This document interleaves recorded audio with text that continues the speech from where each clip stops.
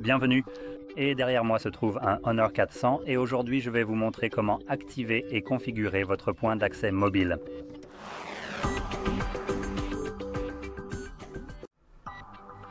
Pour commencer, faites glisser votre doigt vers le bas depuis le haut ou le côté droit de votre écran comme ceci.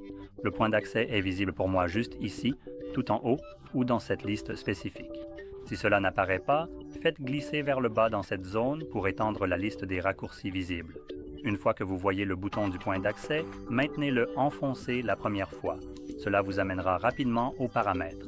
La raison d'accéder aux paramètres, c'est cette option ici, mode de passe. C'est un mot de passe généré aléatoirement lorsque vous configurez votre téléphone. Ce n'est pas amusant à taper ou à retenir. Supprimez-le et définissez votre propre nouveau mot de passe qui devra comporter au moins 8 caractères et inclure des lettres, des chiffres. Une fois que vous cliquez sur OK, le mot de passe sera modifié et c'est tout. Vous pouvez changer le nom du point d'accès, qui est le nom du téléphone, mais cela le rend plus facile à trouver. Donc, j'aime le laisser tel quel.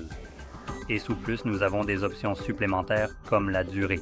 Cela fera en sorte que le point d'accès s'éteindra automatiquement après 5 minutes sans aucune utilisation de données ou d'activité. Vous pourriez vouloir augmenter ce chiffre à autre chose, comme 10 minutes, car 5 minutes, c'est très court. Parfois, il suffit d'ouvrir un site web, de commencer à lire un article, et vous dépasserez ce délai, ce qui éteindra votre point d'accès. Ensuite, nous avons la bande AP, et ici, nous avons 2,4 et 5 GHz. Je recommande de le laisser sur 2,4. C'est un téléphone. Vous n'allez pas obtenir des vitesses énormes avec ça en termes de réseau. Et le 2,4 rend la gestion beaucoup plus simple, car si un appareil a une quelconque capacité Wi-Fi, il a forcément le 2,4. En revanche, pour le 5 GHz, les appareils plus anciens, s'ils ne le possèdent pas, ils ne verront tout simplement pas du tout votre point d'accès. Donc je recommande de le laisser en 2,4. Et pour le reste, je recommande de laisser tel quel. Sécurité, cela signifie que vous avez une protection par mot de passe. Sinon, n'importe qui peut se connecter à votre point d'accès.